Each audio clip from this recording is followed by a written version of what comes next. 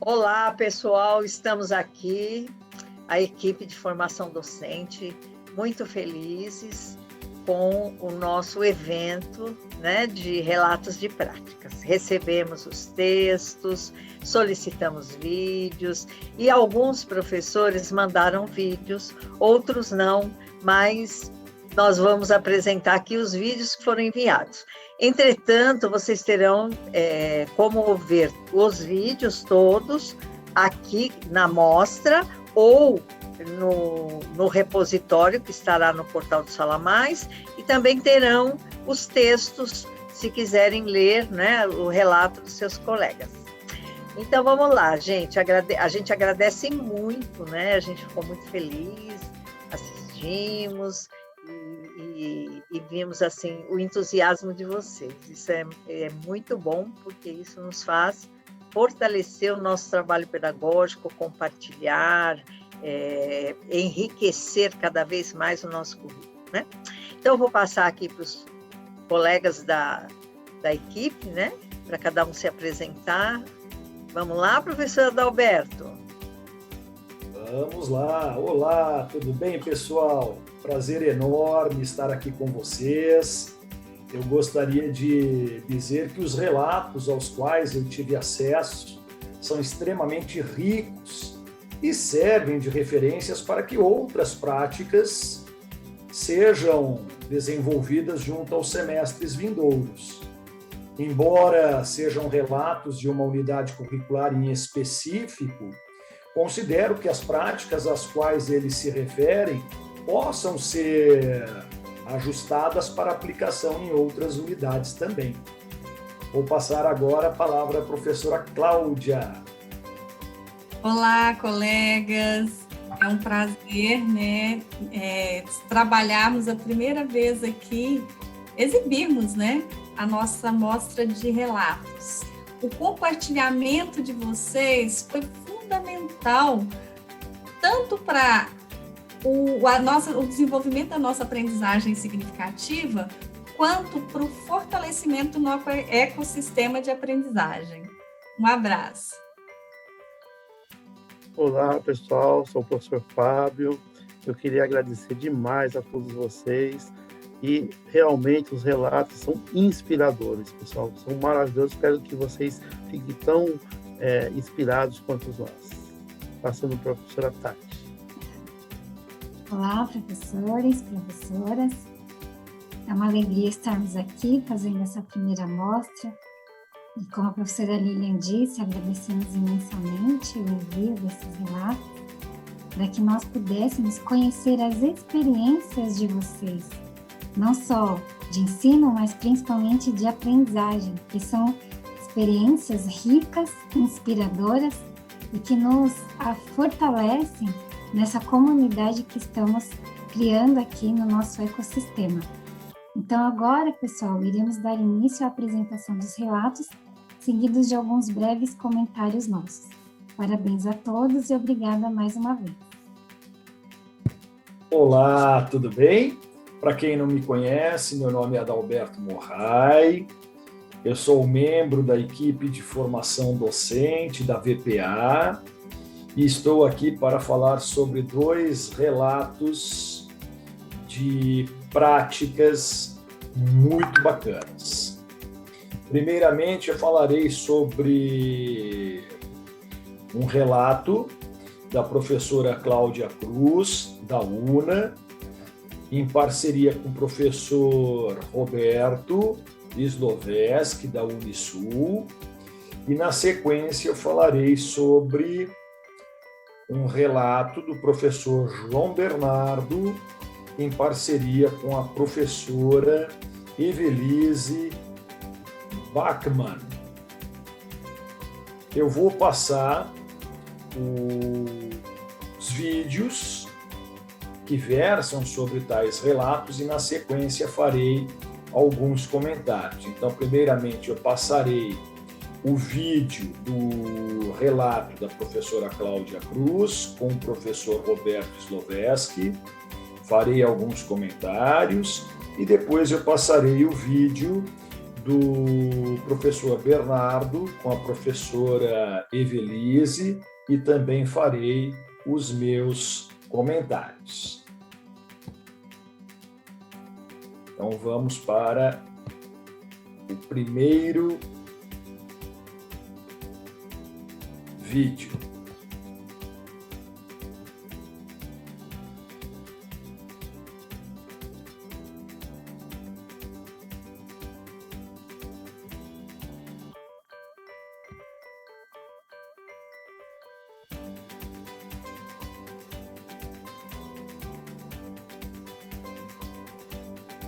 Olá, eu sou a professora Cláudia Cruz.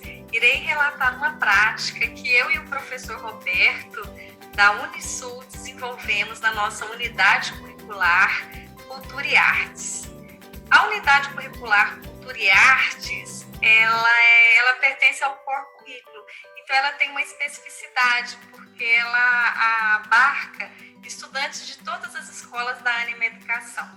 Nós temos estudantes de São Paulo, do Sul, de Minas Gerais, da Bahia. Isso dá um tempero, isso enriquece a nossa unidade curricular.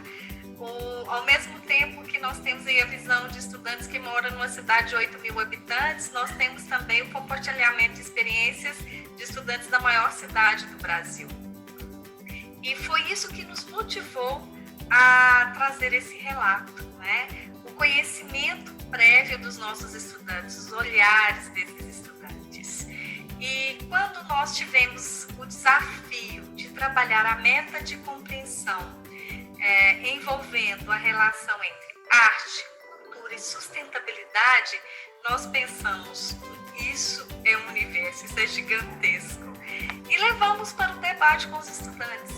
Eles trouxeram exemplos ricos da sua vida ali, da sua cidade, da sua região, como também temas, né, muito amplos, muito relevantes, como cultura do consumo, o problema global do lixo, o acesso à educação. E isso nos permitiu, né, criar aí um fio condutor, olhares. E trouxemos aí para eles os desafios, né? Trouxemos leituras, busca ativa e começamos, né, as provocações com a arte e com a cultura.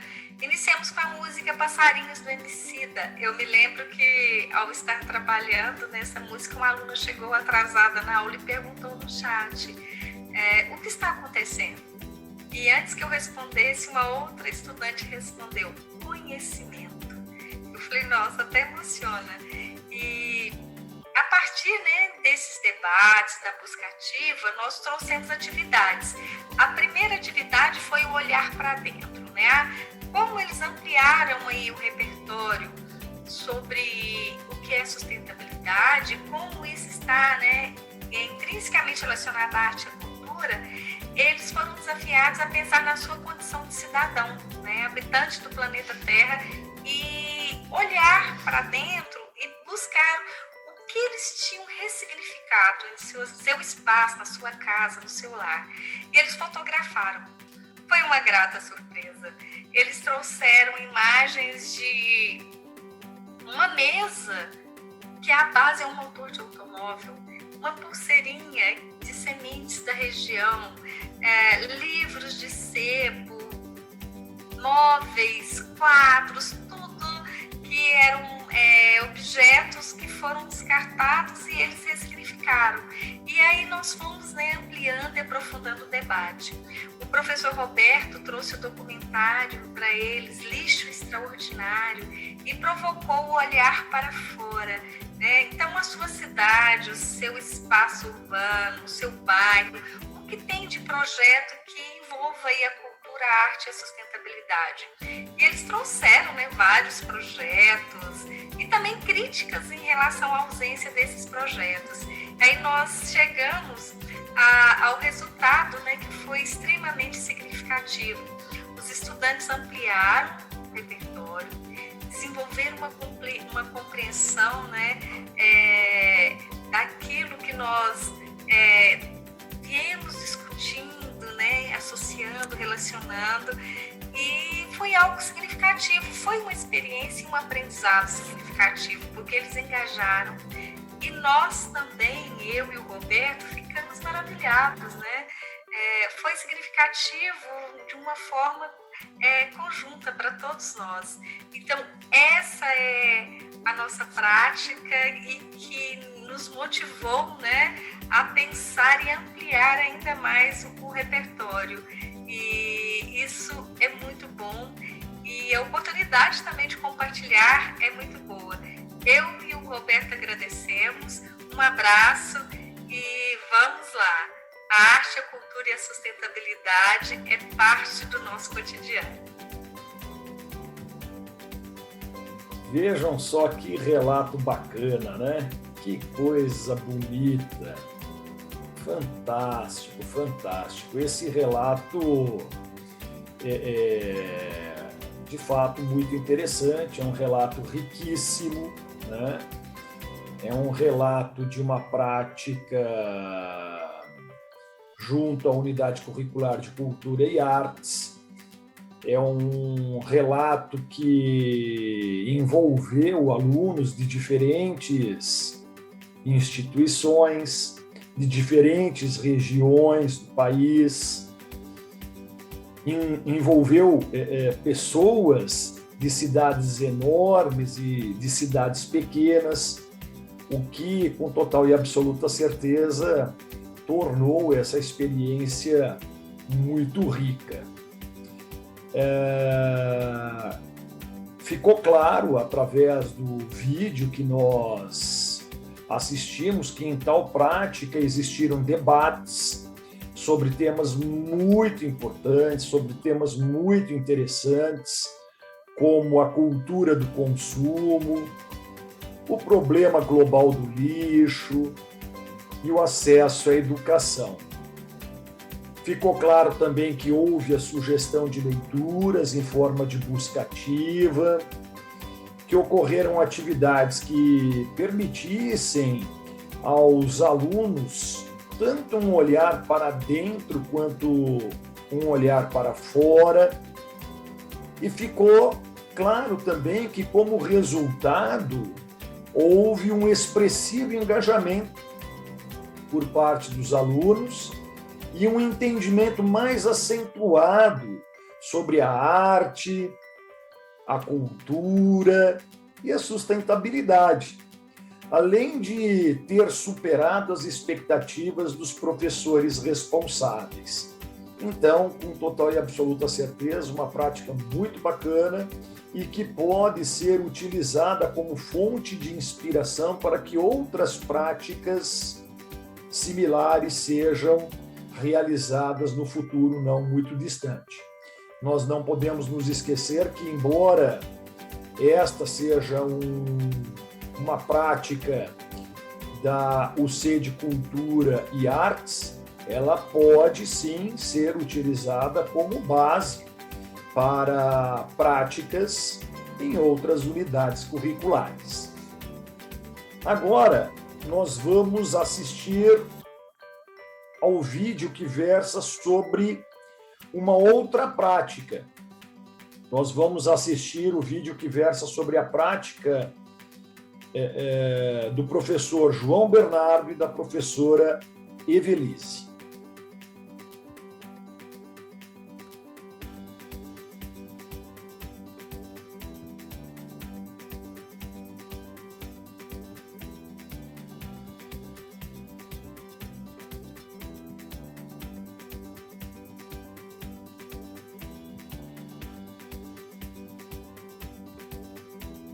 Olá, boa noite a todos. Eu me chamo Cindy Zerratke, eu sou da Unisociesc aqui de Blumenau, Santa Catarina, e eu participei do Código de Cultura e Artes com o professor João Bernardo e a Evelise Baca. Eu estou aqui compartilhando a minha tela com vocês para conseguir conversar um pouquinho melhor e exemplificar alguns relatos.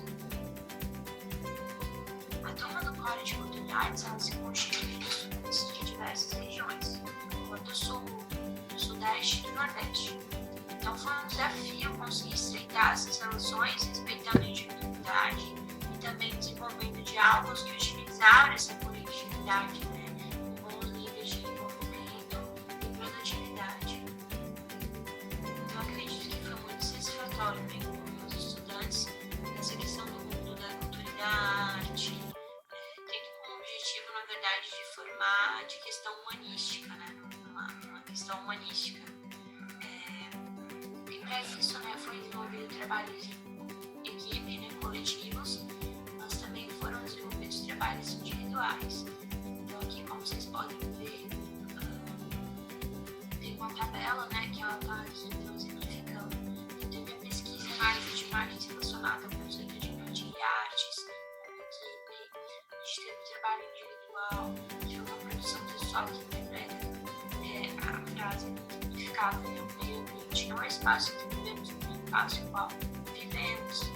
A gente teve o storytelling que identificou a arte, fez várias linguagens se fundamentando-se, né, numa modernidade. Então, a gente teve também como trabalho individual artes e seus significados, a problematização disso a partir de perguntas formuladas. A gente preencheu um formulário do Google Forms. Teve também a pesquisa, né, contínua. Então, as diferenças entre grafite, apreciação, o que é arte, o que é vandalismo.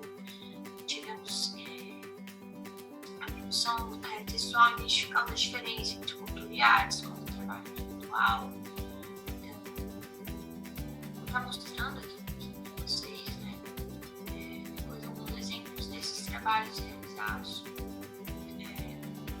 A gente teve também pesquisa sobre a subcultura da localidade, onde os estudantes habitaram, né, que fundamentou-se no texto da diversidade cultural do Higgins. Tivemos um trabalho de introdução textual individual sobre a presença da diversidade cultural a partir do processo de globalização. Nós vamos também realizar um trabalho, né, baseado na aula espetáculo, do Ariano Suzane no texto, Olhares e Discursos sobre os Brasileiros, que na verdade é um podcast. Teve pesquisa individual de imagens de cada uma das seguintes matrizes europeia, africana e indígena, com uma análise interpretativa, pesquisa sobre linguagens artísticas a partir da relação do que é feio, do que é bonito, que envolveu projetos publicitários, analisou a estética em relação ao que é bonito, o que não é, um perfil mais subjetivo. Tivemos pesquisa individual também sobre a indústria cultural, a representação do século XIX, do século XVIII, da modernidade, né? Então todos os trabalhos muito integrativos. Então estou mostrando aqui, compartilhando a aula novamente com vocês, mostrando, por exemplo, o trabalho sobre culturas que foi realizado, né? Então criando um slide em relação a isso. Aqui tem o exemplo da subcultura dos surfistas, do K-pop, do skate. Temos também aqui outro exemplo de trabalho realizado de forma coletiva, o trabalho de surfeiro, que tem muitos slides, né? Então, a publicidade mostrada, como aumentar fãs. Temos também o storytelling, infelizmente não temos tempo de passar ele, mas é um trabalho muito legal que os alunos realizaram, né? Corte de filmes e vídeos. Então, para finalizar esse comentário, eu acredito que os estudantes eles exercitaram essas competências, né, e habilidades, né, que a gente foi sendo apresentado e demonstrado no Core de Cultura e Artes, desenvolvendo não apenas só o cultural, mas também o profissional. Agradeço a todos. Beijão. Outro relato muito bacana, né? Muito bacana mesmo. E o interessante é que tanto esse relato quanto o relato anterior são de uma mesma unidade curricular, né? São da unidade curricular de Cultura e Artes. Muito legal. Essa prática também envolveu pessoas de diferentes instituições, de diferentes regiões, com diferentes perfis, respeitando-se a individualidade de cada um. É um relato que denota o uso de diferentes atividades, né?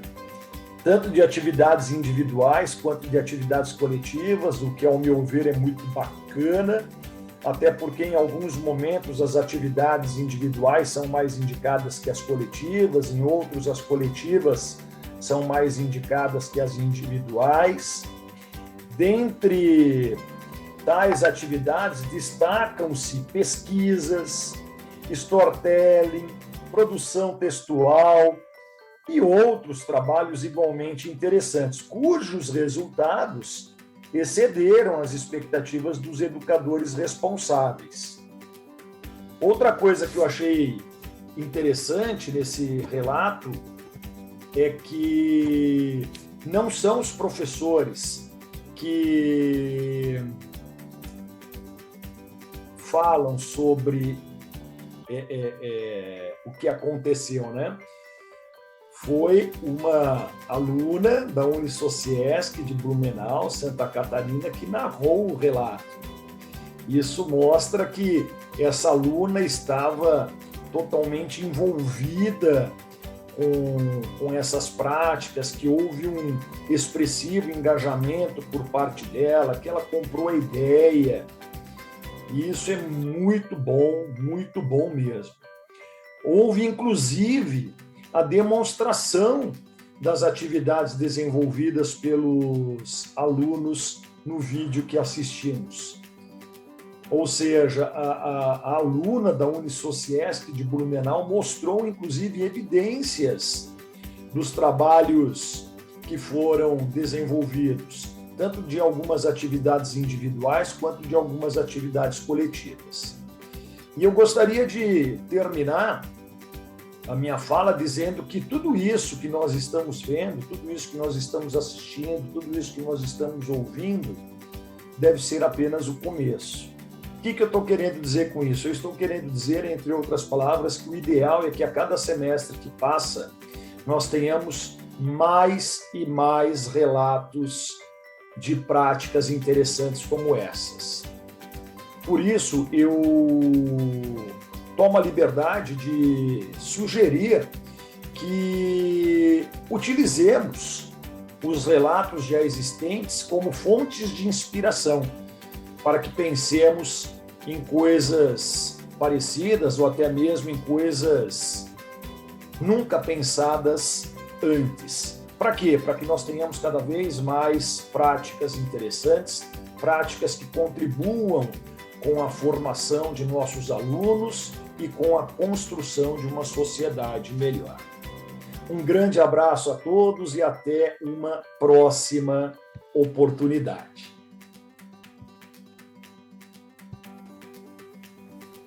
Olá, eu sou a professora Cláudia, da UNO Uberlândia e também da formação docente da VPA. Hoje eu comentarei com vocês 2 relatos de práticas enviados por 2 professoras, uma professora Paula Mendes, do UniBH, e outra professora Cesare, da Una Barreiro. São 2 relatos lindos, mas que inicialmente eu vou compartilhar aqui o vídeo para depois a gente conversar sobre eles.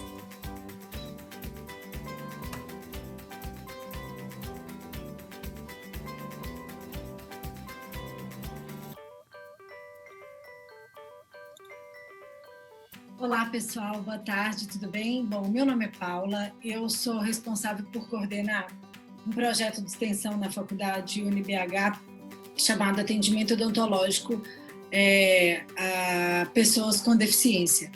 E a gente tem esse trabalho, eu inscrevi ele na nossa amostra porque nessa clínica, além de nós ofertarmos o atendimento gratuito à pessoa com deficiência, seja ela criança, adulto ou idoso, nós também subdividimos os alunos que fazem parte do projeto em 4 pequenos grupos, sendo um deles responsável por desenvolver uma atividade com os cuidadores, porque a gente sabe que a gente não cuida só da pessoa com deficiência. A nossa abordagem ela vai para além, né? O nosso trabalho ele inclui você envolver aquela família, porque muitas vezes esse cuidador, ele também está com depressão, ele também está com ansiedade, ele também está negligenciado. Então, um grupo ficou responsável por desenvolver uma atividade para com essas pessoas. Um outro grupo ficou responsável por desenvolver métodos para que a gente pudesse fazer o condicionamento desses pacientes e facilitar o manejo desses pacientes na recepção e até mesmo no consultório. Então, eles desenvolveram materiais que facilitassem com que esses pacientes reconhecessem o consultório odontológico. O outro grupo ficou responsável por desenvolver um trabalho com a comunidade surda, e foi muito legal. Eles desenvolveram um vídeo e desenvolveram uma espécie de um folder onde tem os sinais que qualquer profissional da odontologia pode realizar e para que você consiga comunicar com o surdo. Então, eles aprenderam o sinal de tá doendo, qual é o dente, enfim, de comunicação, visando incluir essa pessoa surda ali naquele atendimento, né? Porque a gente sabe que existe uma janela, uma lacuna muito grande dentro desse contexto.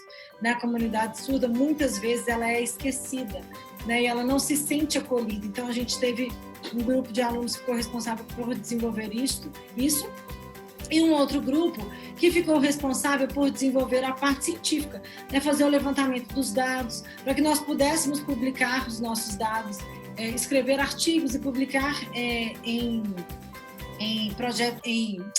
simpósios e congressos, né?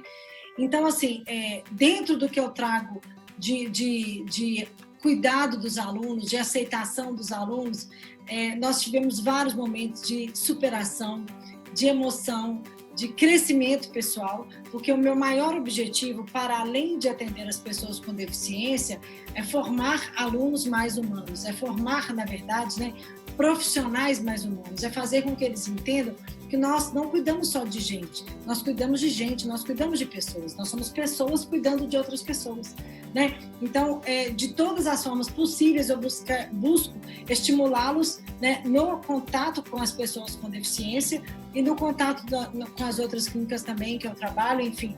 E eu tive um retorno muito positivo. Os alunos me cobrando esse semestre que a gente não teve a oferta do projeto, e muito felizes e empenhados em fazer o máximo que eles podiam, empenhados em resolver, em ajudar, em somar na vida daquela pessoa, e muito agradecidos pela oportunidade de estarem ali, de estarem vivenciando aquilo, de estarem tendo esse contato com a pessoa com deficiência, enfim.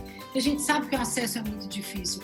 Então, esse projeto, ele me mantém viva, ele mantém a minha chama acesa, ele me renova e ele faz com que eu queira doar o meu melhor sempre, e mais do que isso, com que eu queira sempre mais alunos motivados. Eu escrevi extremamente sem pretensão, né? Não tem bolsa para os alunos, e eu tive mais de 60 alunos inscritos. Isso é muito maravilhoso, saber a disponibilidade, o interesse que eles têm em doar o tempo para atender as pessoas com deficiência, para aprender, né, para doar, e mais do que isso, para receber.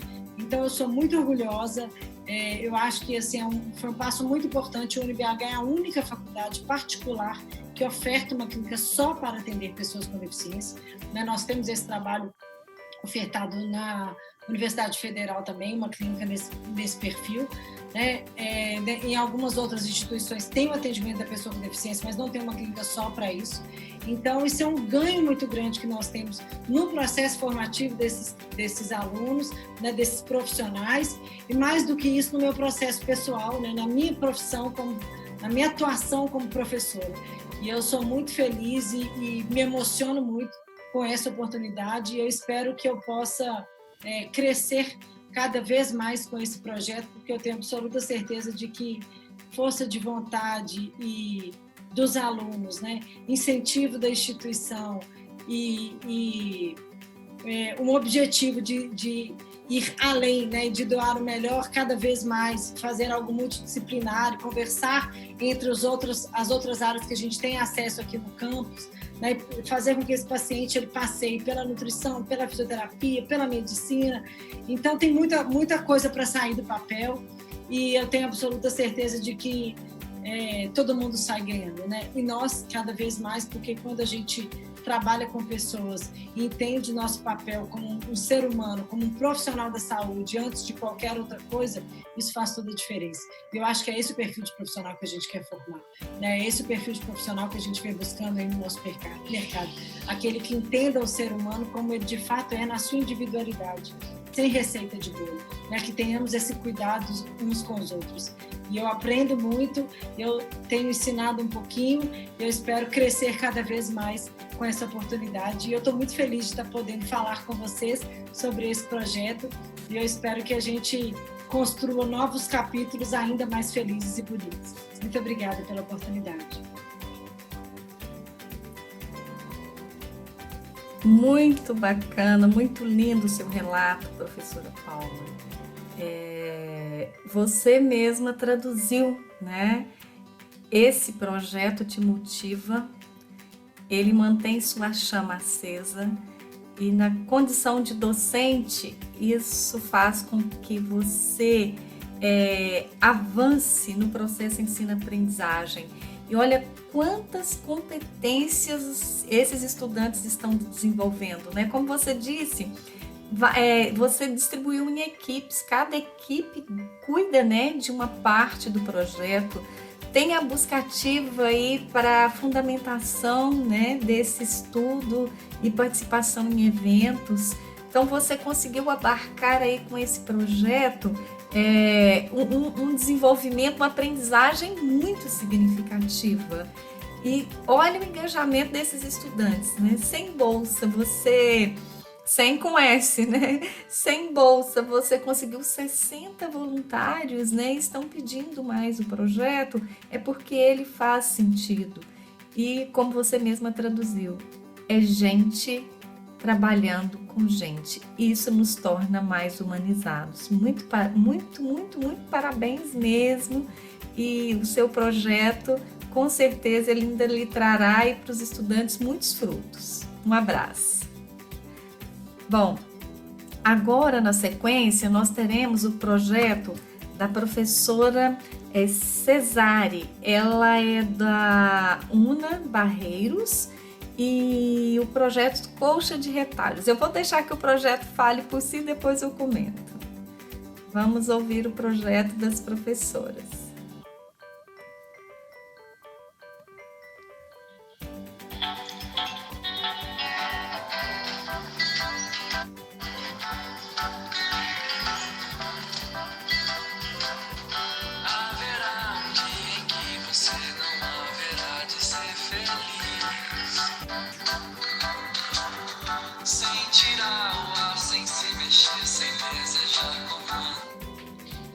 Olá, meu nome é Cérese, eu atuo como professora no Centro Universitário UNA, em Belo Horizonte, na unidade Barreiro.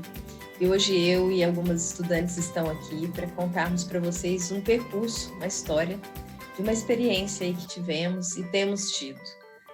Trata-se aí do projeto Colcha de Retalhos e de um grupo de estudos articulado a esse projeto.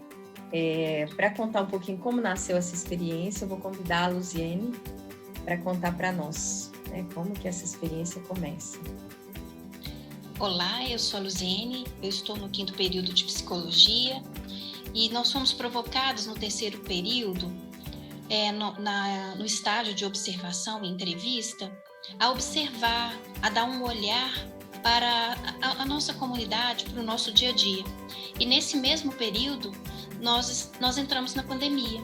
Então, surgiu a problematização de como nós, estudantes de psicologia, podemos promover saúde e bem-estar para esses idosos que estavam em isolamento. Então, nós não queríamos fazer algo somente voluntário, nós queríamos fazer algo acadêmico. Então, eu e a Rose convidamos a professora Cérese para entrar com a gente nessa ideia e ela conduziu e está conduzindo até hoje. Então, esse grupo de estudos nasce em função dessa demanda, né? Dessa demanda de se articular a academia, né, Luziene? De articular esse trabalho que vocês já estavam muito certas de que queriam fazer. E por meio do grupo de estudos, das conversas, na verdade, nós fomos identificando que era necessário esse espaço de aprofundamento e era necessário também um espaço para vocês definirem melhor o foco, o objetivo geral desse projeto, que ficou sendo a promoção de espaços aí, né, online, né, de lugares, espaços de troca de experiências com as idosas, entre elas, por meio de várias estratégias, desde contação de causos, lembranças, receitas, mais que para fazer isso de uma maneira acadêmica, fomos identificando que precisávamos criar um roteiro de estudos. Então, contamos com as leituras de Maria Lúcia Afonso, de textos do Pichon Rivière, para pensar um pouco aí na perspectiva dos grupos operativos e da realização de oficinas, adaptando ao contexto online, claro, né? Para poder, então, estruturar essas atividades, né? Estruturar e acompanhar, olhar, saber escutar, saber entender os fenômenos grupais que viriam a se presentificar no contexto do grupo. Para falar um pouco aí dos resultados, eu vou falar brevemente do que eu percebi do grupo de estudos, o que ele possibilitou. Então, possibilitou a nós aprofundar e refletir melhor aí sobre os processos de envelhecimento, o contexto da pandemia, articular esse contexto, toda essa discussão, e também refletir sobre a importância de acolher as memórias, acolher esse espaço do grupo como um espaço que nós percebemos que isso foi acontecendo, né? Sem tanto a nossa provocação, e depois sim com as nossas atividades que organizávamos, mas entendendo aí as memórias, as partilhas, as lembranças como construções sociais e como formas aí de presentificar toda uma textura social, todo um modo de funcionamento e o que elas estavam vivendo. Como eu já mencionei, ofereceu esses subsídios teóricos e propiciou esse acompanhamento delas nessa construção que se propuseram, né, dentro do projeto que elas intitularam Colcha de Retalhos.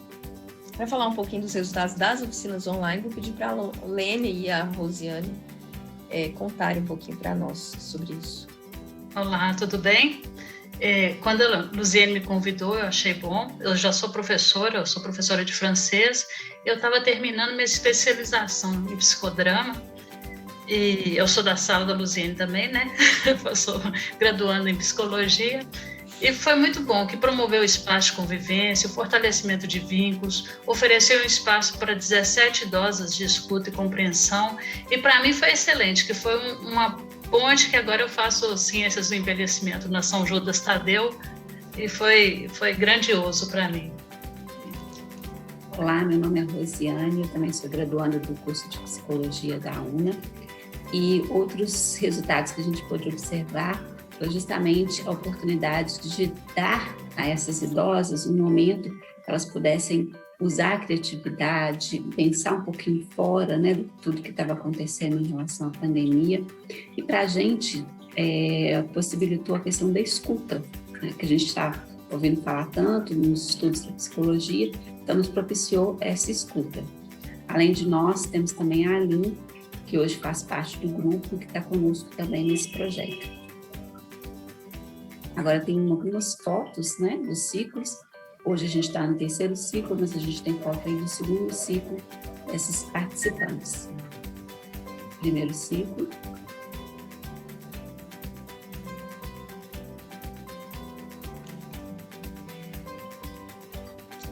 Em síntese, é isso. Agradecemos a oportunidade. Parabéns a todas as integrantes aí do projeto Colcha de Retalhos, e ele traz aí uma experiência, né, prática em tempos de pandemia que mostra o quanto nós podemos atuar, né, dentro da nossa área de conhecimento, da construção do conhecimento com a nossa comunidade externa. Esse trabalho aí com as idosas, né, trabalhando com a questão da memória, por isso a Colcha de Retalhos, né, faz muito sentido o projeto, porque a partir, né, desses fragmentos da memória é que se constrói, né, a história, cria-se os laços. Muito bom esse projeto e os frutos dele, né, gente? Um grupo de estudos, né?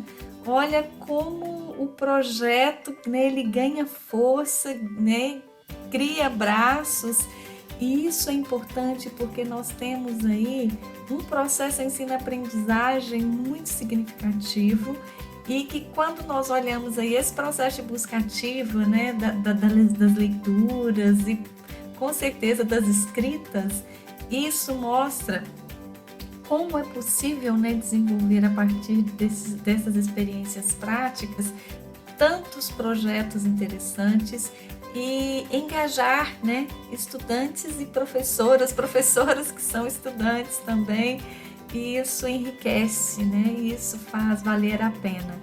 Parabéns pelo relato da prática de vocês e mantenham firmes aí o grupo e o projeto Coxa de Retalhos. Um abraço. Olá, professoras, olá, professores. Eu sou o professor Fábio Muniz do Amaral, faço parte do grupo de formação docente da Ânima. Estou aqui para compartilhar com vocês 2 relatos de prática fantásticos, muito bons, né? Um relato do professor Arnaldo Rocha, né?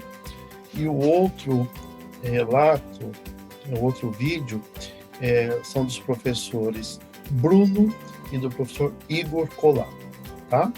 Eu vou passar para vocês e depois que o vídeo terminar, fazer um pequeno comentário, tá bem?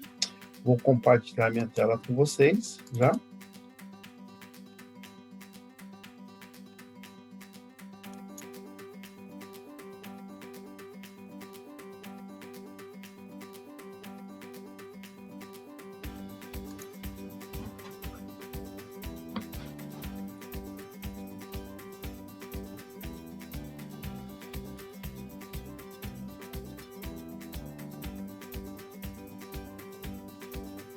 Meu nome é Arnaldo Rocha, venho aqui compartilhar uma experiência de educação em saúde, que é a redação ancorada.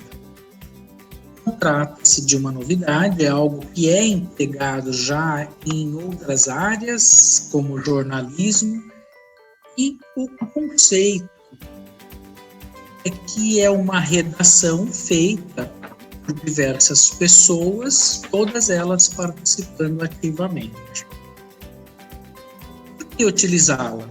Para estimular a participação dos alunos, até aqueles mais tímidos, normalmente participam, estimulados pelo educador, refletem, dialogam, e uma das regras é que todos têm que se sentir representados no texto produzido ao final. Por que eu apliquei? Apliquei numa disciplina do legado, misturando diversos alunos de enfermagem, biomedicina, nutrição, educação física, muitos deles repetentes, alunos que não conseguiram a aprovação anterior, desgostosos. Eu com o desafio de dar aula a eles sobre um tema normalmente árduo, com muito conteúdo, eu tinha que convencê-los da importância da parasitologia na área da saúde. E aí, então, lancei o desafio a eles de construir esse texto todos juntos. Temos limitações para essa técnica? Acho que uma das maiores é o número de alunos por grupo. Não dá para trabalhar com mais do que 15 alunos por grupo nessa redação ancorada. O desafio foi lançado, os alunos reagiram super bem e construíram um texto, ao final, bem bacana. Como é que a gente faz isso? Pede-se para o grupo se dividir, escolhendo 2 secretários, um testemunha e um âncora. Quais são as funções dessas pessoas no grupo? O primeiro secretário relata por escrito o que as pessoas vão falando nesse diálogo, nessas exposições. O segundo secretário registra de forma escrita as reações das pessoas frente ao diálogo. O testemunha é aquele que fica ali ajudando nas percepções para ver se não há grandes distorções nas percepções do secretário. E o âncora normalmente é quem usa a atividade, é o educador, é o tutor, às vezes um convidado externo, do tema de domínio de uma pessoa convidada, ele pode participar como essa pessoa recurso, só para ver se não tem grandes desvios, se os alunos estão caminhando bem nessa construção. E normalmente fazem de forma muito bacana. Ao final do primeiro encontro, quando eles apresentam um texto, achando que ali acabou a atividade, a gente vem com a informação de que não acabou a atividade. Eles vão continuar pensando um pouco sobre aquilo. No início da próxima aula, o texto produzido é lido na íntegra e eles então devem se colocar novamente, se concordam com o que está ali, se discordam, se sentem representados naquele texto. Normalmente o texto é reescrito. Normalmente há desconstruções e reconstruções nessa atividade de construção ativa colaborativa. E a gente tem sempre como resultado, eu particularmente tenho resultados fantásticos nesse grupo, também não foi diferente. Muito obrigado. Olha só, pessoal, que legal, né? Você vê que o professor Arnaldo coloca muito bem, aliás, professor, parabéns pelo seu trabalho, viu? Você vê que ele coloca de uma forma muito didática, explica todo o procedimento, a metodologia, né? E esse compartilhamento é muito importante, porque são novas práticas que nós vamos conhecendo e, claro, a gente pode utilizá-la, adaptar a nossa prática, né? Ele coloca as limitações, coloca como foi feito. Então, isso é muito importante, pessoal. Esses relatos de prática, uma das grandes motivações para que ele fosse colocado para vocês é essa troca. Essa troca é sensacional, fundamental, né? É uma coisa maravilhosa. Você vê que essa prática já era utilizada no jornalismo, né? E o professor Arnaldo é educação na saúde, né? E ele pôde adotá-lo.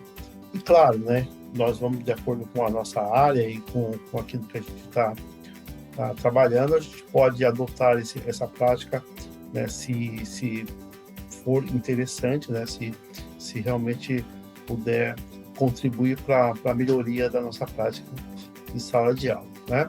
Muito legal essas atividades e a gente deseja o maior sucesso para o professor Arnaldo e muito obrigado por ter compartilhado. Vamos assistir o próximo vídeo, depois a gente comenta rapidinho, tá bom? Então, eu vou compartilhar minha tela com vocês. Vamos lá, próximo vídeo.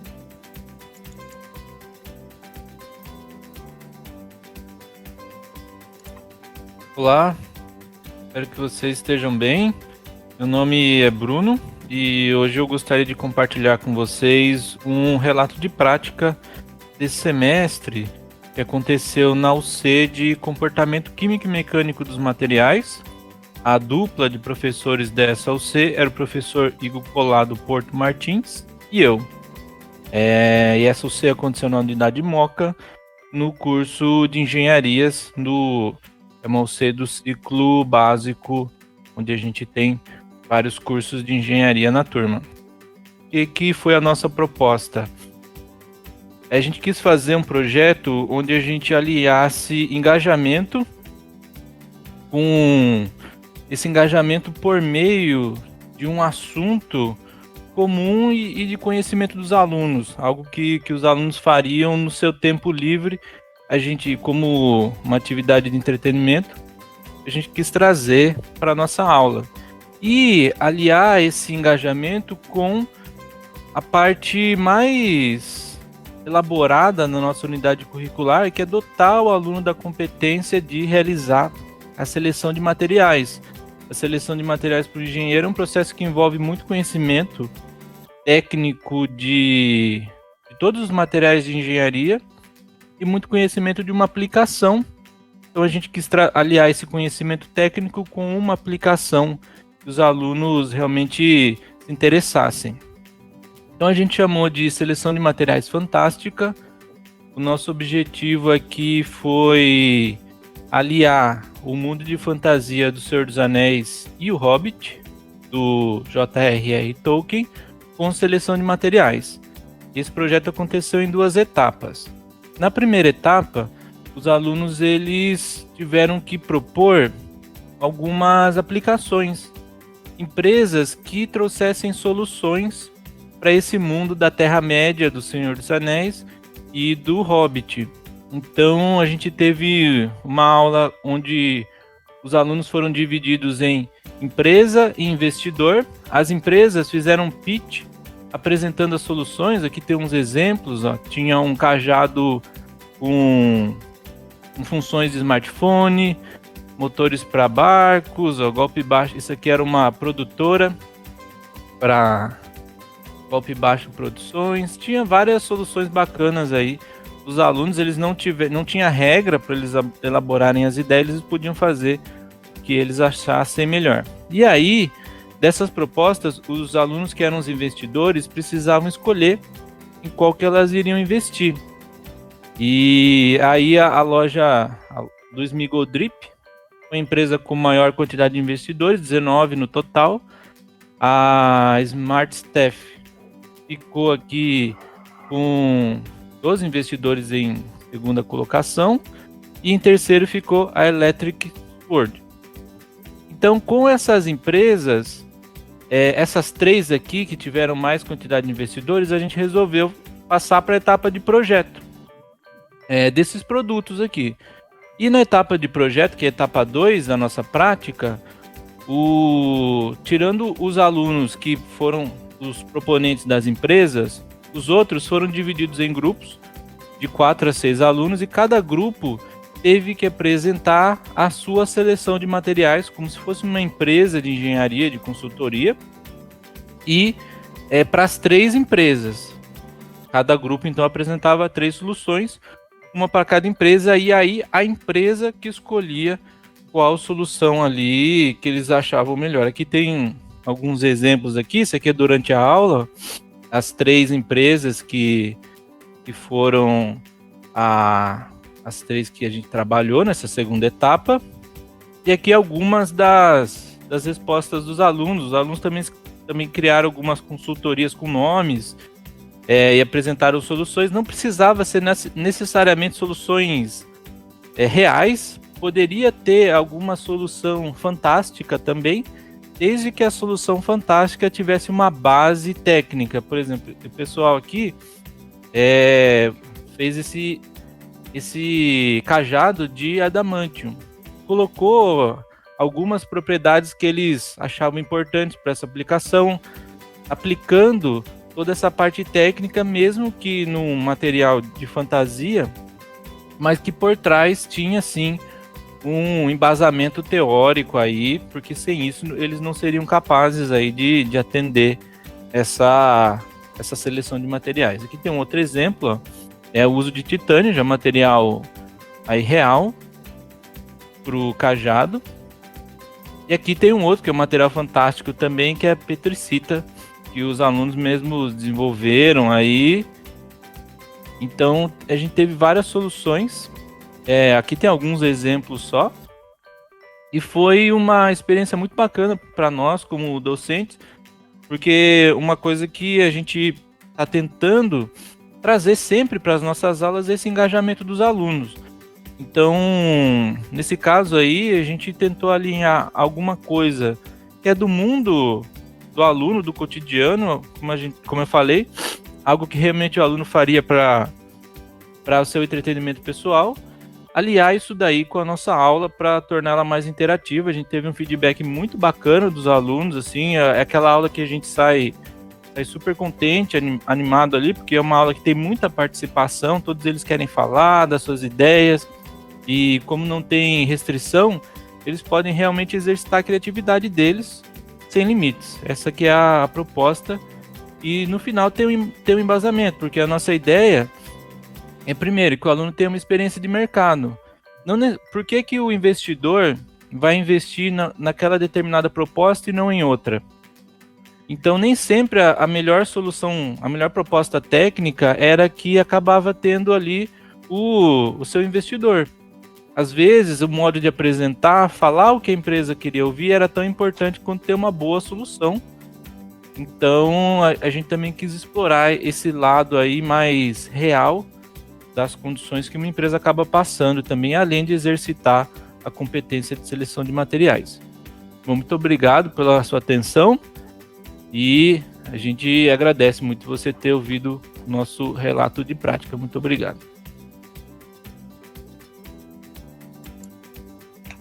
Fantástico, né, pessoal? Fantástico. Você vê que eu gostei demais desse relato também, porque você veja que os professores conseguiram aliar, né, o engajamento do aluno, né, o gosto do aluno por um determinado,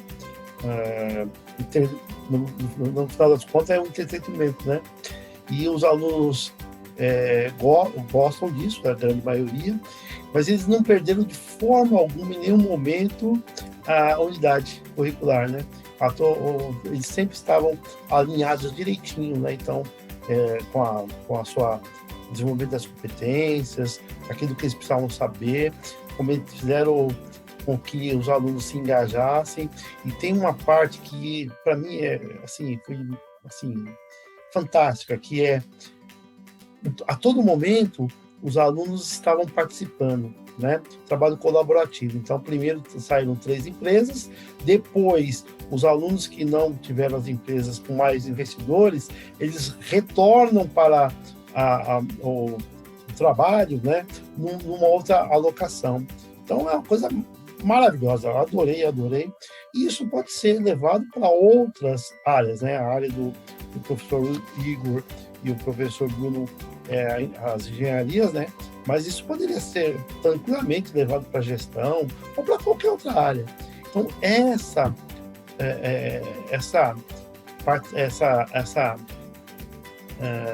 compartilhamento das ideias, dos relatos, são sensacionais, pessoal.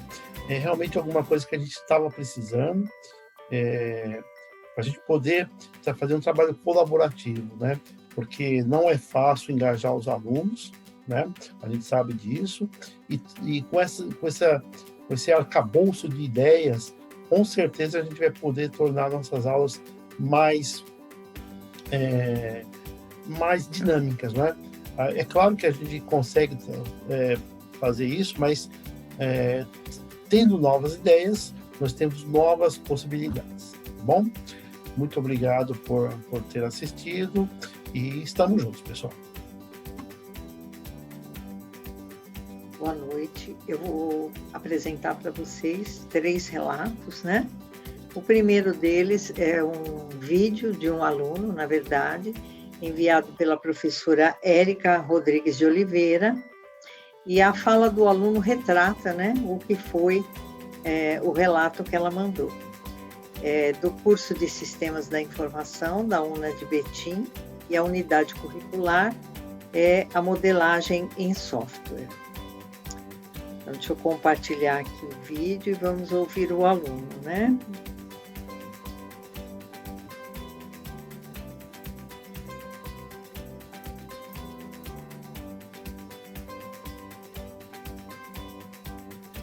Olá, meu nome é Henrique Lucas e eu sou aluno de Sistemas de Informação da UNA Betim. E eu vim aqui contar um pouquinho da minha história para vocês.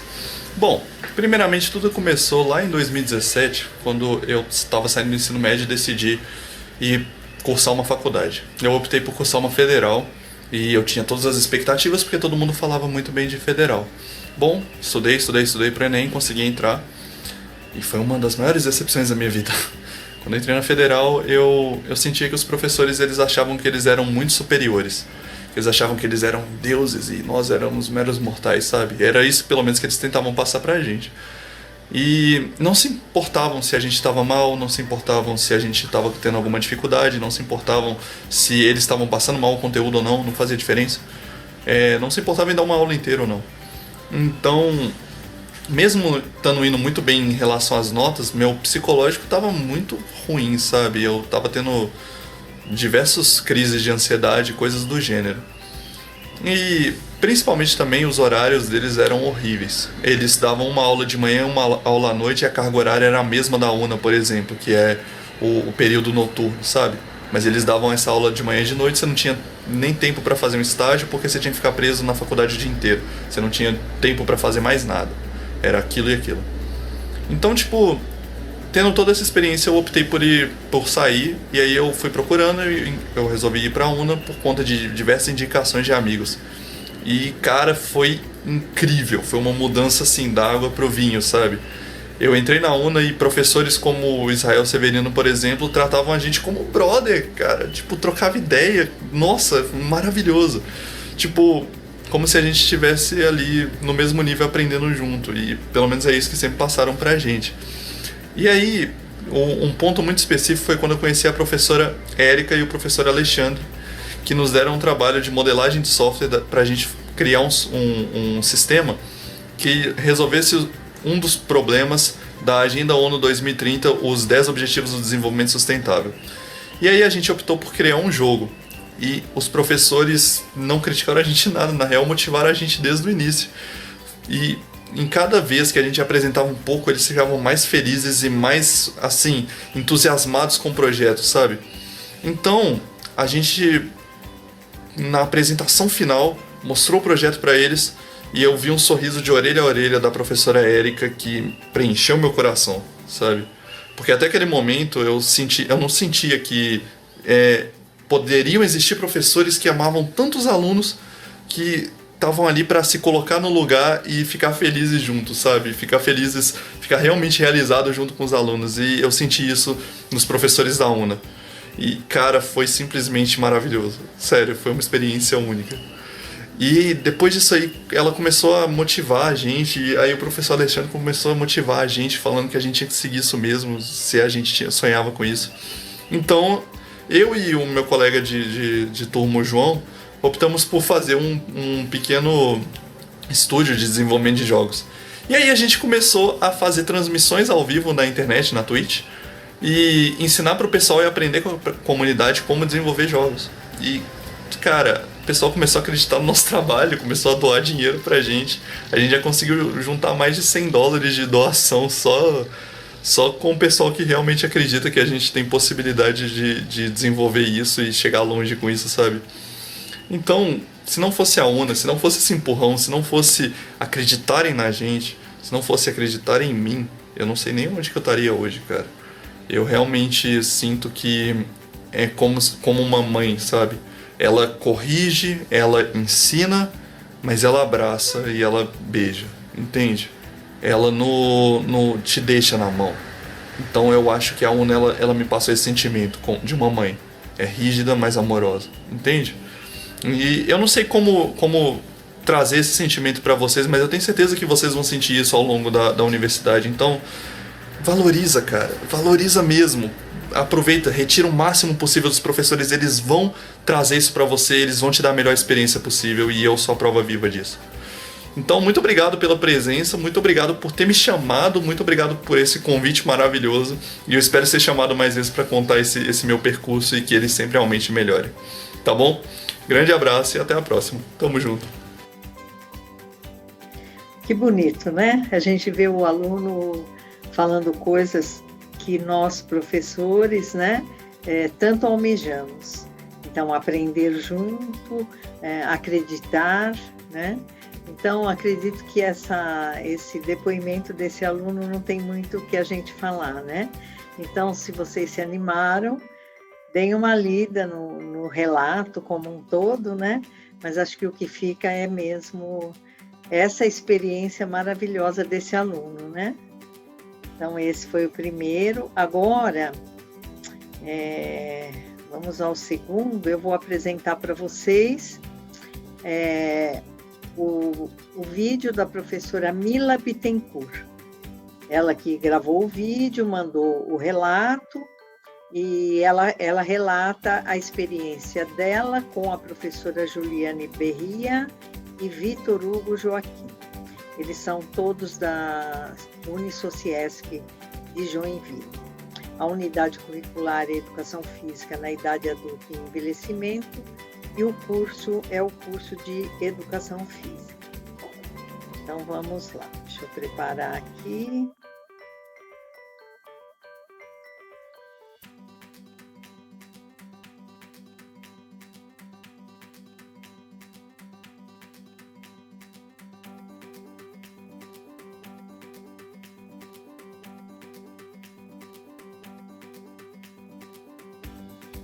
Olá, aqui quem fala é a professora Mila. Estou aqui representando mais 2 professores, professora Juliane Berria e professor Vitor Hugo Joaquim. Nós somos professores do curso de Educação Física da Unisociesc, da unidade de Joinville. Resolvemos aqui compartilhar com vocês um pouquinho da nossa experiência de relato docente que a gente teve no semestre 2020/2.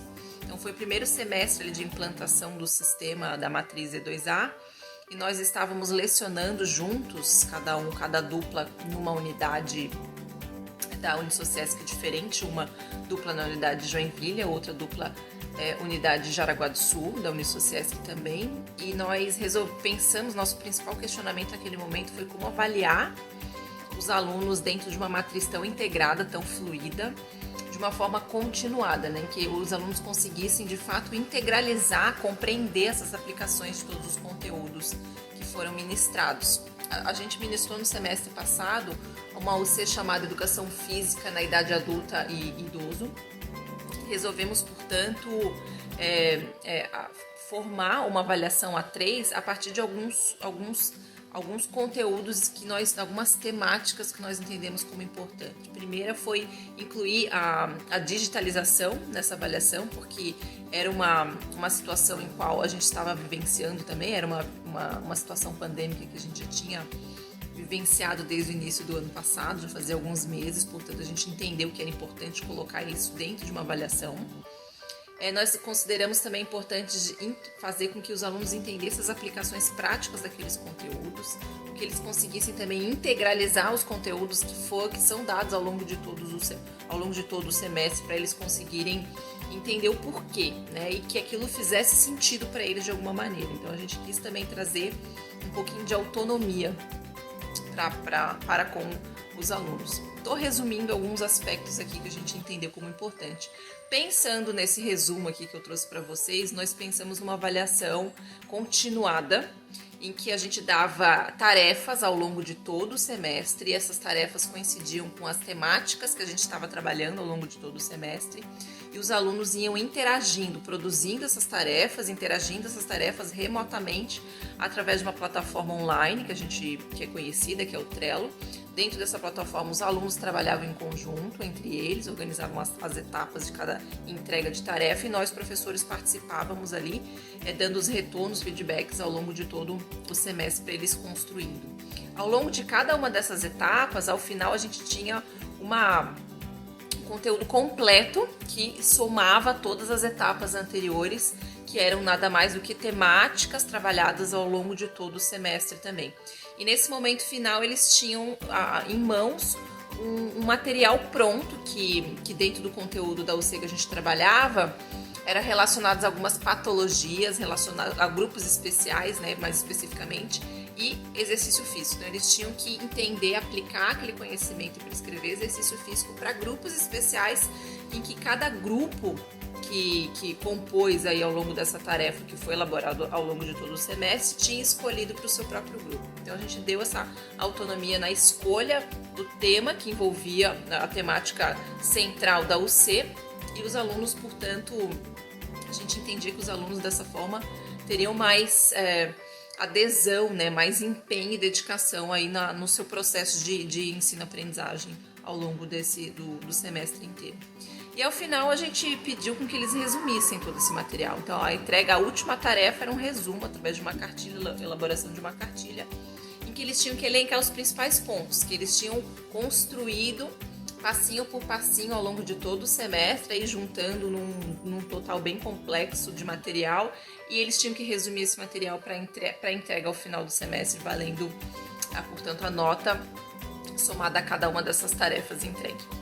estou aqui resumindo um pouquinho do que a gente pensou, não tem como descrever, mas a experiência que a gente tira, de fato, é uma experiência em que quando a gente dá autonomia, quando a gente de alguma forma acredita na capacidade do aluno, o próprio aluno consegue acreditar na sua própria capacidade, consegue se engajar mais naquele processo e, portanto, consegue construir um conhecimento que faça sentido para ele.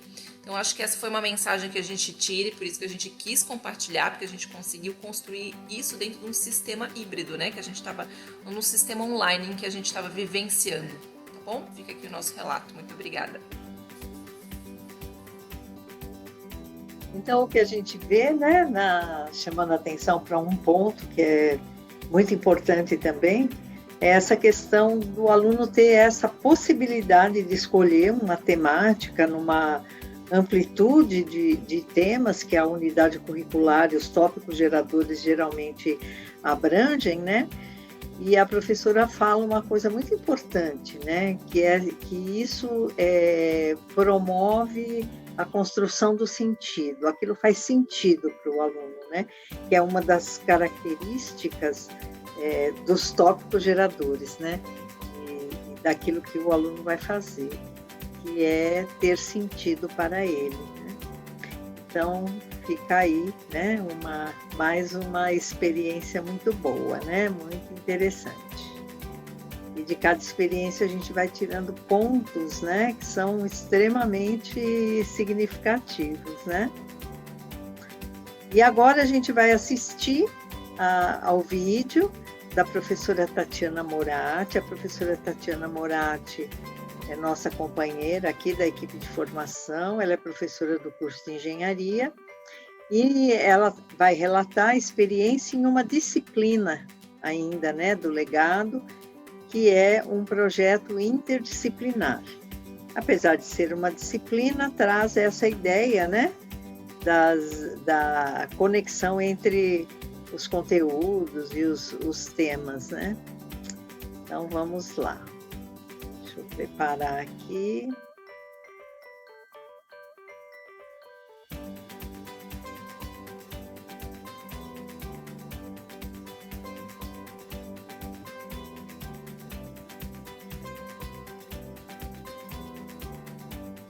Olá, eu sou a professora Tatiana e eu vim aqui contar para vocês como foi o meu relato de prática durante esse semestre. Então, na verdade, eu vou falar para vocês sobre o projeto interdisciplinar. Desde que eu ingressei na instituição, eu leciono esse tipo de disciplina, que até então ainda é disciplina. E o feedback que eu sempre recebia era que muitas vezes o projeto não fazia sentido, o aluno acabava sentindo que não aprendia muito, alguns até questionavam o porquê do projeto interdisciplinar. Então, no semestre passado, em 2022, eu resolvi incorporar no meu planejamento o Design Thinking, para que os alunos escolhessem o seu próprio projeto, na tentativa de fazer mais sentido e de engajá-los mais. E durante o semestre, no qual eu fui aprendendo mais sobre o EPC, eu comecei a fazer relacionamentos do que eu havia planejado com as qualidades da compreensão. Então, por exemplo, quando eu falei para os alunos, olha, utilize a maior parte dos conhecimentos disciplinares ou até da sua vida para escolher um projeto ou para resolver um problema do Design Thinking, verifiquem, nesse momento, eles estavam já aplicando aqueles conhecimentos adquiridos durante o seu percurso disciplinar. Quando eu falei para eles, olha, escolham um problema, desenvolvam um projeto, eles também estavam utilizando esses conhecimentos com um objetivo específico, que é a outra qualidade da compreensão. Quando eu trouxe o Design Thinking, é um método, é uma abordagem utilizada pelo mercado, por especialistas, então eles estavam se apropriando, conhecendo métodos que os especialistas utilizam, porque o método é outra qualidade da compreensão. E por fim, a última qualidade da compreensão, que são as formas, quando eu comentei para eles entregarem, fazerem entregas de diversos tipos, que na verdade são metas de compreensão, eles estavam também se apropriando e demonstrando aí conhecer diversas formas de apresentação, tanto escritas quanto verbal. Então, algo que eu já havia definido no meu planejamento, eu consegui associar com o EPC. E isso, para mim, foi o que mais se tornou estimulante, porque eu notei um ganho na minha prática docente. Eu não estava apenas fazendo design thinking para que os alunos construíssem um projeto final, mas toda essa construção desses desempenhos de compreensão, eles se tornaram também relevantes, porque não é só o resultado pelo resultado, mas sim essa construção do desempenho, esse desenvolvimento de habilidades, dessas qualidades da compreensão. E ao final do semestre, esses projetos, 4 deles foram premiados lá na Expo São Judas, e eu passei um formulário para os alunos responderem. 95% disse que o projeto fez sentido para eles, 93% disse que irão utilizar o que eles aprenderam ou desenvolveram aí durante esse projeto interdisciplinar na sua prática profissional. 92% informou que as atividades em grupo realizadas em sala de aula os motivaram a participar do momento síncrono. E apesar desses ganhos todos, no segundo semestre, ou seja, na segunda vez que eu lecionei dessa forma com o Design Thinking, com essa intencionalidade maior, eu quis aprimorar ainda mais e incorporei a metodologia Scrum, que também é um método utilizado pelo mercado, pelos especialistas. E também espero agora, no final do semestre, obter bons resultados.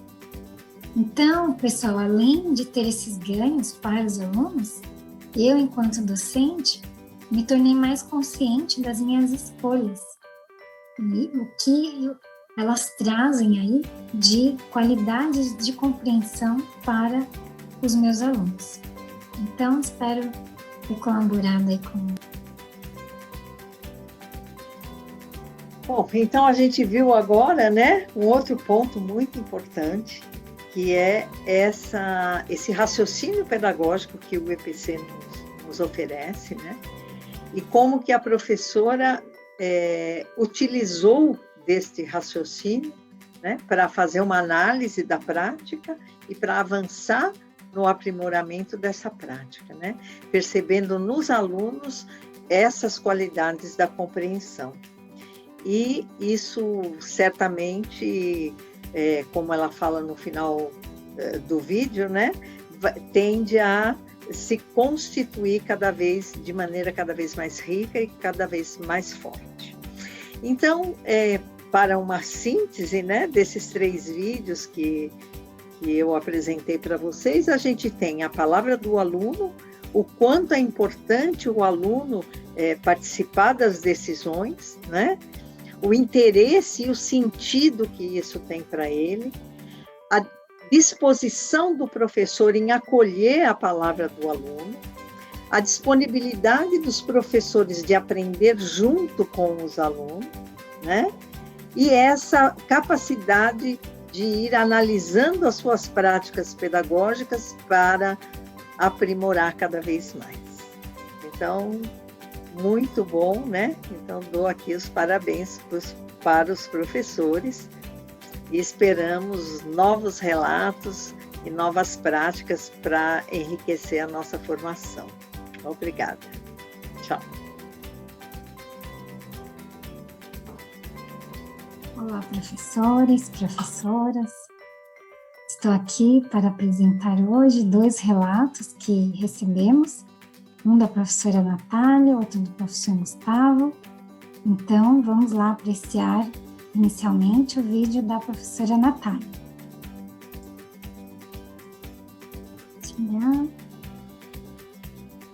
Olá, boa noite. Meu nome é Natália, sou professora do curso de Vida e Carreira. E eu dei aula para o curso de licenciatura esse semestre.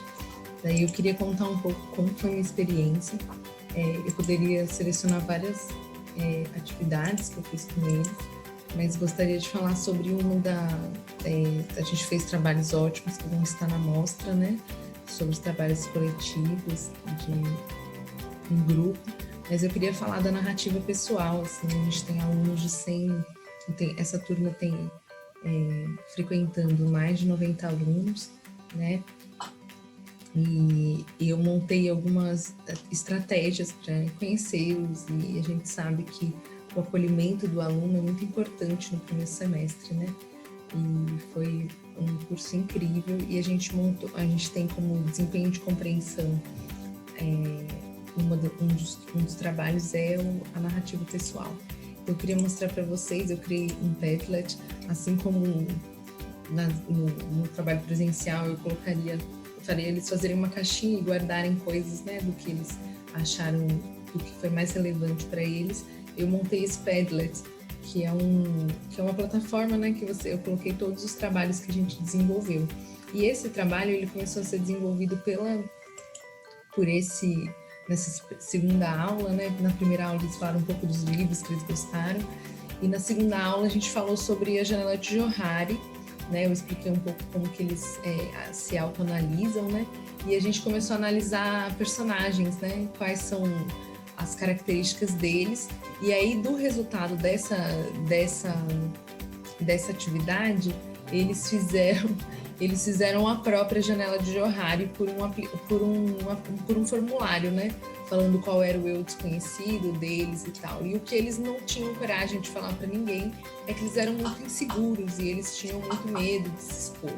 E aí, como a gente ia fazer um trabalho em grupo, a gente fez uma atividade falando sobre o perfeccionismo, né? Que ele é o irmãozinho perfeito da ansiedade, né? Então, como a gente estava discutindo também os tópicos geradores sobre o mercado de trabalho e eu comigo mesmo e eu no mundo, a gente começou a falar um pouco sobre o perfeccionismo, né? Que as pessoas acham que isso era uma qualidade, mas na verdade ele é um defeito, né? E aí eu trouxe esses quadrinhos de uma artista, né? Que ela fala como que a produção dela, por conta do perfeccionismo, ela foi criando um monstrinho dentro dela que massacrava ela e ela não conseguia mais produzir. E aí a gente conversou e foi uma atividade muito linda, porque eles conseguiram se abrir, contaram de alguns cursos que eles largaram. Então, assim, eram 100 telas, né, fechadas, e que foram se abrindo aos poucos para conversar sobre isso. E hoje eu estou colhendo fruto deles conseguirem se abrir, né, para falar sobre esses monstrinhos que eles não cultivassem tanto, né, não se cobrassem tanto nesse momento, mas que a gente podia tava todo mundo junto, né, se éramos um grupo de ansiosos e que a gente podia trocar, né, pensar numa potência em relação a isso.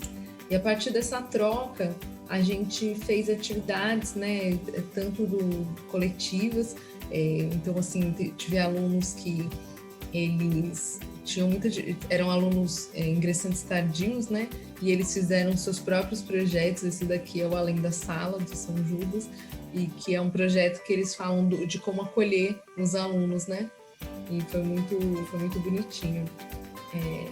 Mas o que é interessante é a narrativa pessoal, né? Então, o mais interessante foi ver nas narrativas eles contando e retomando, pensando por que eles escolheram aquela carreira, né? E que isso deu muita força para eles. Vários deles falam que deu muita força retomar por que eles estavam fazendo aí, né? Então, assim, sair um pouco do automatismo para a gente pensar cada um desses alunos o que eles estavam propondo, né? E hoje ainda não tenho todos, né? Mas todos eles que eu assisti, eu dei como possibilidade também para desenvolver o vídeo currículo deles, né? Como uma possibilidade também disso. Mas o mais legal é que eles foram fazendo textos incríveis sobre eles mesmos, né? Contando um pouco de alunos que eu ajudava meu irmãozinho, por isso que eu resolvi fazer pedagogia, ou ajudava os meus colegas na escola, muitos alunos que procuraram psicologia porque têm irmãos autistas. Eu tive vários trabalhos sobre autismo no primeiro semestre que foram muito reveladores, então estou muito feliz com o resultado e eu estou respondendo pessoalmente eles, né, e está sendo muito interessante ver qual é o balanço. Eu criei, né, um mini roteiro, né, e eles fizeram narrativas excelentes, né, e principalmente para a gente entender qual é o balanço desse primeiro semestre. E aí eles também indicaram que foi muito importante eu mostrar várias portas que a universidade abre, que a gente não imagina, né, em relação à pesquisa, ao intercâmbio. Então foi um curso muito interessante, né, e para mim foi muito acolhedor pensar que eles não são só números, né. E aí no meu relato eu falo um pouco disso, né, que eu sou uma pessoa que o meu relato era para aos que acreditam em grandes voos, e eu acredito que eles são capazes, né, de muita coisa. Eram alunos que normalmente seriam excluídos da universidade há 30 anos atrás, e por programas como o ProUni, o FIES, e com universidades que a gente pensa esse acolhimento, e o projeto de vida e carreira tem sido isso, né. E por último eu queria falar sobre a cooperação profissional, que foi muito legal fazer parte do time do Vida e Carreira, porque toda segunda-feira a gente tem um espaço de troca. Boa parte dessas atividades que eu pensei, né, de slides interativos, da janela de Johari, foram combinações de trocas que os professores, num ambiente de muito aberto, né, de todo mundo contando o que vai fazer em determinadas aulas, ajudaram a gente a pensar novas possibilidades. O próprio Padlet foi uma ideia de uma outra professora, da professora Liliane, que ela compartilhou, e a gente vai agregando, né, para a nossa aula essas possibilidades, tanto do ensino remoto, né, que a troca entre os profissionais da São Judas e de toda Vida e Carreira, né, que serve de toda a Ânimo, possibilitou que as minhas aulas fossem muito mais motivadoras para os alunos, e eu consegui colher esses frutos tanto nos trabalhos em grupos dele e também nas narrativas que eles me trouxeram de volta. Então eu agradeço pelo espaço da troca. Muito obrigada. Parabéns, professora Natália, por toda essa sensibilidade de conhecer o nosso aluno, né, e trabalhar aquele pilar de vida e carreira, que é eu comigo mesma, porque nós, professores, na verdade, acabamos tendo um papel muito importante nesse sentido, né, nessa nova forma de fazer a educação. Nós somos facilitadores, né, nós ajudamos o aluno a eles mesmos se encontrarem, né, a se conhecerem, e por meio desse autoconhecimento eles consigam fazer melhores escolhas e entregar para a sociedade um melhor serviço. Então, parabéns por ser essa inspiração, essa sementinha no coração dos nossos alunos, e por toda essa sensibilidade. E ficamos muito felizes que você citou a cooperação profissional, porque é isso mesmo que nós tentamos, né, criar essa comunidade, essa troca aí colaborativa, e que o seu relato agora, nós agradecemos por você nos enviar, ele também servirá de inspiração, servirá como material aí para outros professores. Então, parabéns e obrigada. Agora nós assistiremos ao vídeo do professor Gustavo, que fez em conjunto com a professora Cláudia, professor Fábio e professora Lina. Então, vamos assistir.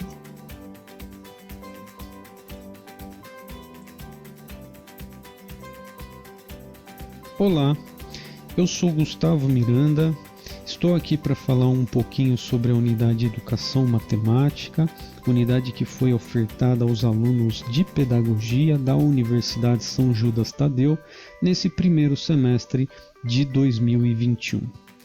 Essa unidade ela foi construída por 4 professores, pela professora Cláudia, pela professora Lilian, pelo professor Fábio e por mim, E nós percebemos que alguns aspectos da composição dessa unidade ou da forma como nós organizamos a unidade mereceriam ser compartilhados com outros professores e também com os alunos.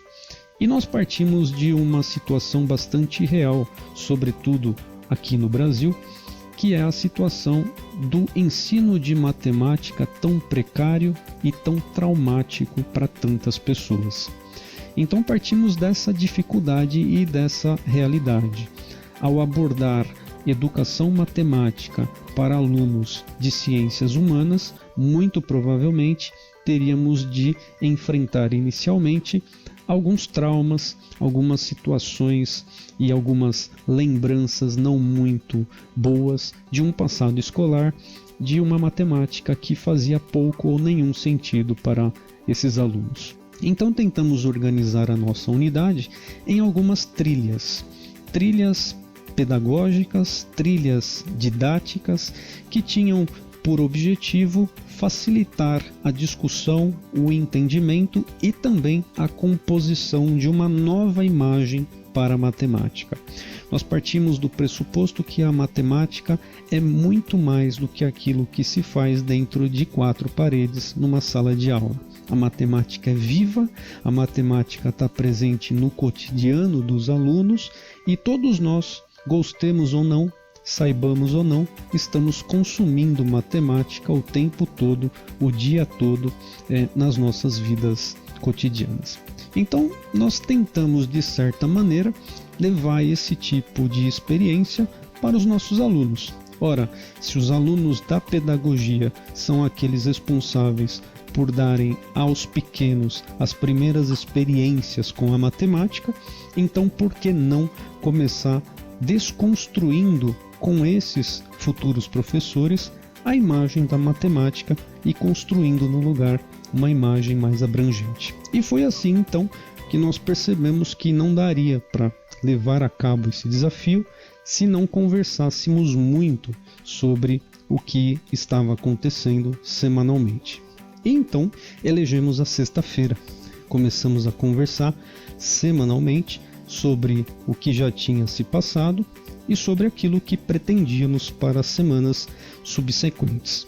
E esse foi um momento muito rico, muito enriquecedor, porque desconstruímos não só uma imagem da matemática rançosa, traumática junto aos alunos, mas também construímos uma outra imagem de trabalho solidário e cooperativo entre nós, professores. Os alunos não só entenderam e abraçaram a ideia, como começaram a trazer reflexões para as aulas. E nesse momento, então, nós percebemos que poderíamos fazer a A3 a partir de mini projetos temáticos que serviriam para aprofundar essas reflexões e também para dar a eles uma ideia melhor, mais estruturada, mais embasada sobre a educação matemática em si. Então essa foi uma experiência muito rica e que permitiu que nós revisitássemos as ideias de alguns grandes educadores, dentre os quais citamos aqui já em homenagem o professor Ubiratã D'Ambrosio, que infelizmente nos deixou em maio, e também o professor Vernon, que nos deixou agora no começo de junho. Eu aproveito inclusive para terminar esse vídeo com um pequeno trecho da fala do professor Ubiratã D'Ambrosio. Minha ciência e meu conhecimento estão subordinados ao meu humanismo. Como educador matemático, procuro utilizar aquilo que aprendi como matemático para realizar minha missão de educador. Em termos muito claros e diretos, o aluno é mais importante que programas e conteúdos. É isso.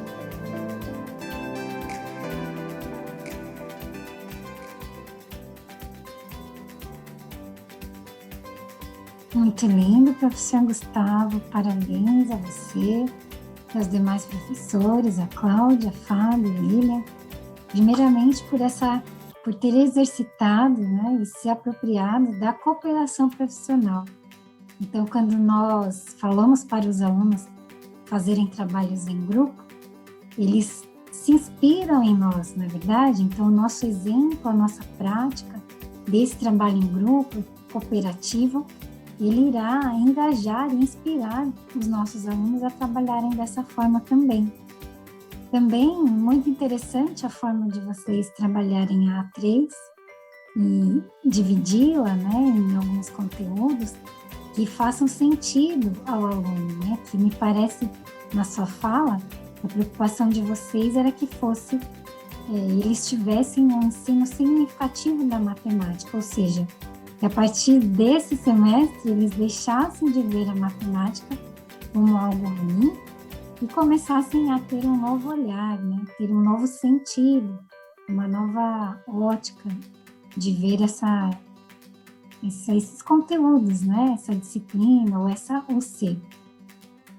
Então, aos dois professores que relataram aqui suas respectivas equipes, nós parabenizamos aqui a equipe de formação docente, agradece e parabeniza o envio dos relatos e também que continuemos aí a fortalecer a nossa comunidade com esses exemplos e a cada vez mais termos o compartilhamento das experiências, das práticas, para que outros professores possam se inspirar em nossas experiências.